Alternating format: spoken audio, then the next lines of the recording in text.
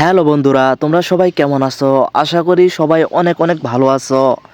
আজকের ভিডিওটি হতে চলেছে বাবার অবহেলা। পল্লীগ্রাম টিভি চ্যানেলে যে নাটকটি আপলোড হয়েছিল বাবার অবহেলা, আজকের সেই নাটকটি নিয়ে কথা বলবো। বাবার অবহেলা নাটকটি কিন্তু 2 নাম্বার পর্ব, যেটা এটা কিন্তু পল্লীগ্রাম টিভি চ্যানেলে অলরেডি আপলোড হয়ে গেছে। এটা নিয়ে আজ কথা বলবো রিভিউ সম্পর্কে।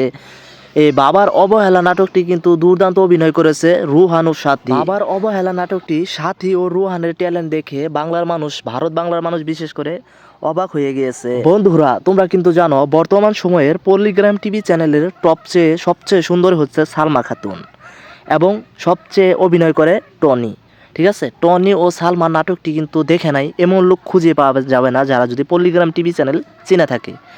পল্লীগ্রাম টিভি চ্যানেল এই টনি আর সালমার জন্যই কিন্তু বেশ পরিচিত পেয়েছে। পল্লীগ্রাম টিভি চ্যানেলে শফিকের জন্য পেয়েছিল, কিন্তু এখন যেহেতু শফিক পল্লীগ্রাম টিভি চ্যানেলে নেই, তাহলে টনি ও সালমার জন্যই কিন্তু পল্লীগ্রাম টিভি চ্যানেলের নাটকগুলো মানুষ দেখে। কারণ টনি ও সালমার দুর্দান্ত অভিনয়ে লাখো কোটি দর্শকের মন জয় করে নিয়েছে, বিশেষ করে ভারত বাংলা মানুষ কিন্তু পল্লীগ্রাম টিভি চ্যানেলকে অনেক ভালোবাসে। এবং টনি ও সালমার যে নাটকগুলো একের পর এক আসতেছে, এগুলো দেখে কিন্তু রীতিমতো অবাক হয়ে যাচ্ছে ভারত বাংলা। যদি বলা হয় পল্লীগ্রাম টিভি চ্যানেলে সবচেয়ে ভালো অভিনয় করে কে কে, তাহলে সবাই বলবে টনি ও সালমা।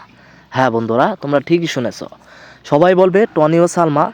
এবং কি ওইদিকে দেখা যাচ্ছে কিন্তু আগুন ও প্রিয়াও, তারাও কিন্তু নাটক করতেছে। এবং শফিক যখন ছিল তারা কিন্তু নাটক করেনি।